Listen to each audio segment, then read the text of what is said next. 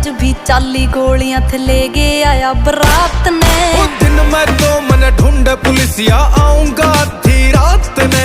अखबारों की हेडलाइन में बंदा जो मेरे साथ में। वो दिन मैं तो मन ढूंढे पुलिसिया आऊंगा आधी रात ने।